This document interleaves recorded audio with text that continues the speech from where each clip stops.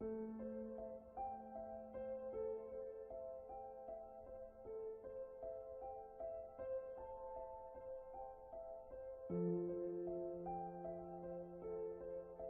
might ask yourself why the orders we showed in part 1 are so important for our fall of the cabal. Well, you know the expression, know thy enemy? In order to understand the magnificence of their elite plan and the magnitude of their evil intent, we must first identify whom we are dealing with here. There is so much misinformation going around, not only on the internet, but also in our history books. That, by the way, were never written by neutral observers, but always by the winners. If you don't understand where the cabal comes from, how far back they go in history, if you don't know how we were led to believe that all of these orders and movements were separate entities that came and went in history, independently and rather harmlessly, then you will most certainly not understand nor believe the true identity of the cabal. You will miss the fact that we find ourselves at the final stage of their master plan. And if you don't fully comprehend in which danger we find ourselves, you will not know what to do at the moment suprême. That is why we make this documentary, so you can wake up, see through all the lies, and take action to claim your sovereignty back. That's when you'll understand what we said in the previous series. History books will have to be rewritten. Okay, let's see where and when our two storylines meet, shall we? It was in 1748 in southern Germany, Bavaria, in a small town called Ingolstadt. A boy was born. His name was Johann Adam Weishaupt. At the age of 5, his father died.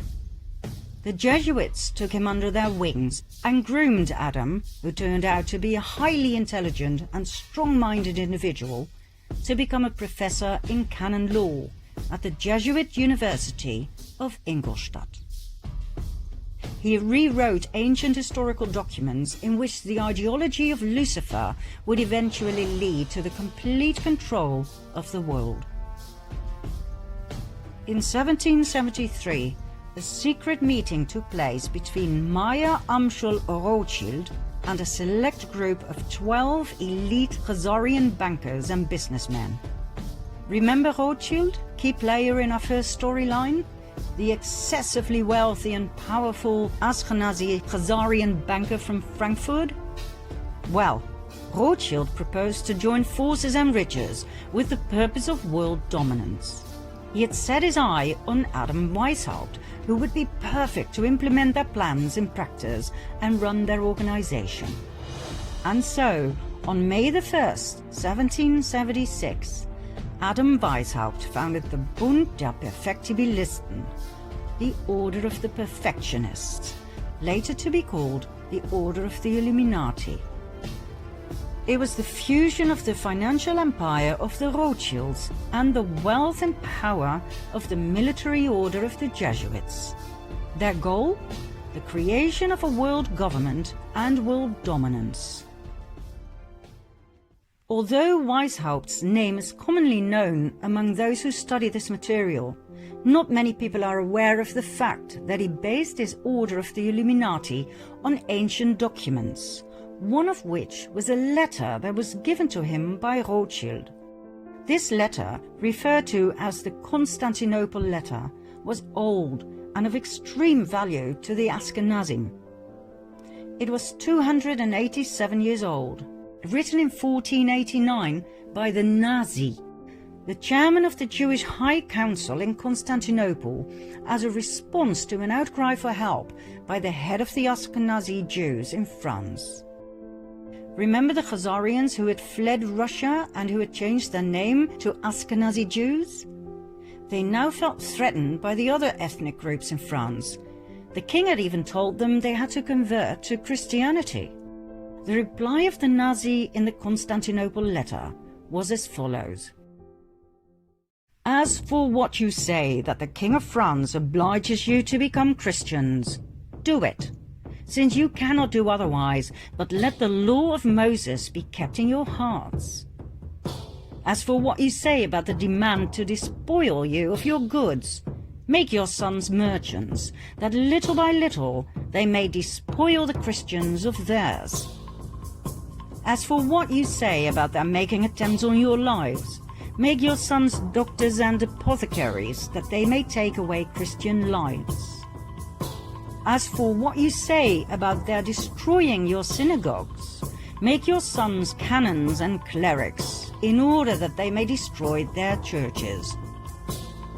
As for the many other vexations you complain of, arrange that your sons become advocates and lawyers, and see that they always mix themselves up with the affairs of state, in order that by putting Christians under your yoke, you may dominate the world and be avenged on them.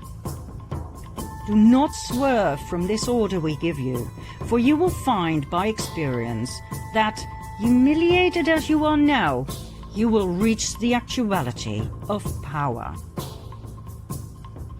In other words, they were told to fake a make-believe conversion and to infiltrate every aspect of society: commerce, medicine, religion, and legislation, with the sole purpose of revenge and destruction. How Khazarian.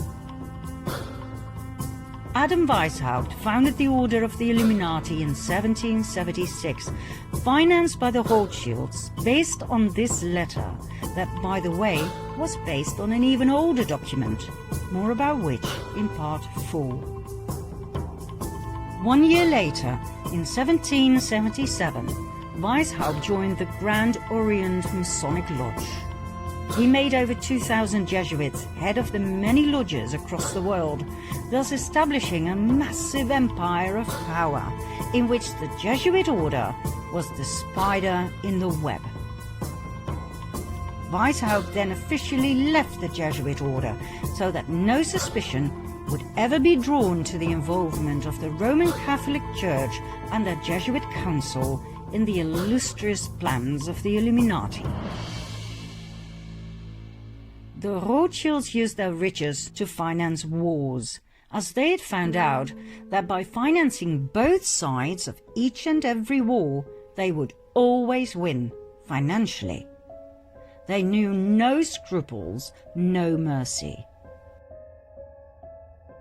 The alliance of the Luciferian Khazars and the Jesuit order had only just begun. Their goals? Personal gain, wealth and power. The submission of the royal families. The annihilation of the infidels. Protestants, Calvinists, atheists, Muslims, Jews, in other words, the destruction of all religions except the Roman Catholic faith. The destruction of all governments, world dominance of the Pope, and revenge. Revenge on each and every one who had ever betrayed them. Revenge on Russia, first and foremost, the country that had expelled the Khazars. But not only that. Remember the vengeance of the Jesuits on the Pope, who had betrayed them? Well, they weren't done just yet. For the European kings of France, Spain, England, Austria, and so on, who had banned the Jesuit order, were about to have a taste of their wrath. The first pawn the Illuminati alliance put forward was Napoleon Bonaparte.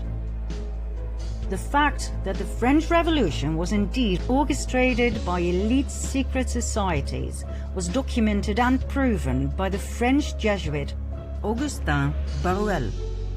He wrote an influential account in which he focused in particular on Adam Weishaupt, founder of the Order of the Illuminati. According to Barruel, the French Revolution was orchestrated by Freemasons and philosophers like Voltaire and Montesquieu. We'll get back to Barruel in a later stage, so remember his name. Napoleon's advisor was a Jesuit, Emmanuel Sillet. He advised Napoleon on where to go and what to do. In today's language, we would call Sillet his handler. According to many historians and researchers, the Jesuits were the ones who orchestrated and directed the French Revolution and the outcome. Napoleon was a Masonic Grand Master. He was chosen and initiated by the order to play a key role in their planned revolution. Napoleon's brother, Louis Bonaparte, was made Grand Master of the Grand Orient of France. His wife Josephine was a member of the Mason Rite of Adoption. Under Napoleon's rule, the number of lodges in France grew from 300 to 1,220. Napoleon was a puppet of the cabal. We were led to believe he was the front man, but he was not. The hidden hand that some historians believe was to cover an ulcer, seriously, was actually a common Masonic gesture called the Sign of the Master of the Second Veil. Many world leaders have shown this sign throughout the ages.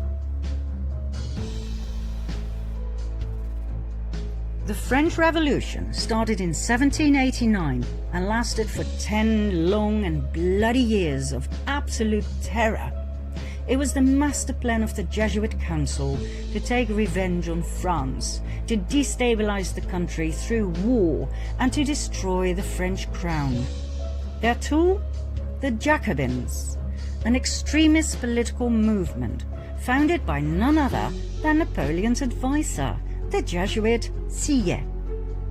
The Jacobins caused mayhem across France, rioting, plundering, murdering everyone who stood in their way. They left behind a trail of death and destruction wherever they went. The Jesuit plan worked. The guillotines worked overtime.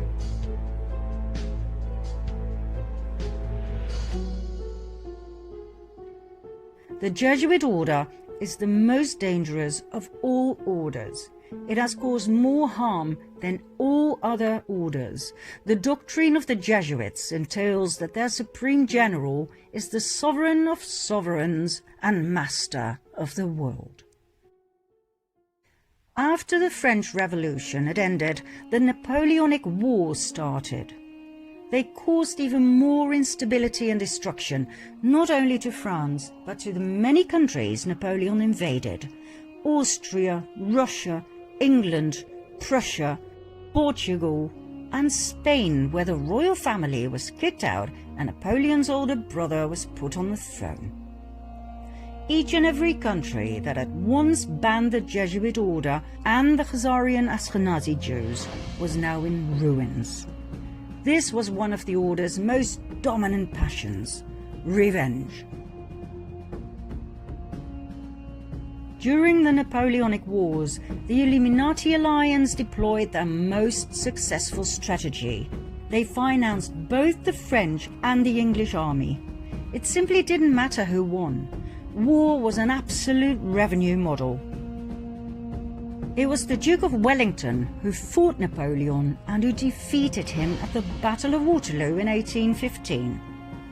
Nathan Rothschild, a brilliant and ruthless businessman, had his spies at Waterloo, and he had a private courier system, as he knew that fast communication was vital in business. When it was clear that Napoleon had been defeated, the message was immediately sent to Rothschild, who received the news 2 days prior to anyone else. He then made a brilliant move at the London Stock Exchange. Instead of buying English bonds, the gilts, he sold those he had. The other traders noticed and drew the erroneous conclusion that Napoleon must have won the war. They immediately sold their bonds as well, causing the gilt price to drop dramatically. That was the moment Rothschild made his move. He bought all the gilts he could lay his hands on at a very low price. By the time the others had noticed and frantically started buying again, Nathan Rothschild was excessively rich. The King of England, George III, was now heavily indebted to Nathan Rothschild, who had financed his wars. Not only had the king to pay back his debts, he had to pay interest on top of it. He was now in the pocket of the Rothschilds. I care not what puppet is placed on the throne of England to rule the empire. The man who controls Britain's money supply controls the British Empire, and I control the money supply. Next, 1914. The Illuminati alliance, that we shall refer to as the Cabal from now on, simply because it's short and to the point, caused World War I, a war initially solely between Austro-Hungary, a dual empire of Austria and Hungary on the one side, and Serbia on the other. What happened? The ruler of Austro-Hungary, Emperor Franz Joseph I, had no successor to the throne, as his only son had committed suicide. His nephew, Franz Ferdinand, became heir to the throne. But his ideas about politics were very different from his uncle's. Franz Ferdinand wanted to decentralize. He wanted autonomy for the various ethnic groups. He wanted to incorporate Serbia into the dual empire as a political entity equal to Hungary and Austria. He was a thorn in the eye of his uncle, the emperor. Although raised in the Jesuit image of his father and uncle, he had a mind of his own. He refused to adopt his uncle's political vision, and he married the woman he loved, which was so not done within the elite. At the time of extreme internal unrest, the emperor sent his nephew to the border with Serbia, where he and his wife Sophie were murdered. According to the official narrative, it was the Serbian Gavrilo Princip who pulled the trigger, and so Austro-Hungary declared war on Serbia. Germany joined forces with Austro-Hungary. England, France, Russia, and later Italy, Romania, Bulgaria, and former Turkey, the Ottoman Empire, came to the aid of Serbia. We all know the results. 4 horror years in trenches, 9 million killed. Germany was in ruins, and that was precisely what the Jesuits had aimed for, as Germany was mostly Protestant. You may remember what it said in the Jesuit oath about Protestants. They would do absolutely anything to destroy their horrible race forever. Some historians may question or even deny the Jesuit background of the rulers of Austro-Hungary, which is odd, as they were prominent members of several Jesuit suborders, such as the Supreme Order of Christ. Emperor Franz Joseph was so high up in the Jesuit council that he was authorized to grant titles such as Prince and Grand Master. In 1880, for instance, he granted this title of Prince of the Holy Roman Empire to the Grand Masters of the Order of Malta. He even founded his own order, the Imperial Austrian Order of Franz Joseph. I promise to go deeper into these orders, plus the evidence of their Jesuit connection, in a later episode. For now, we'll leave it here, as we don't want to get lost in history. After all, we still have to cover the Russian Revolution and World War II in a way it wasn't brought to you in school, I promise.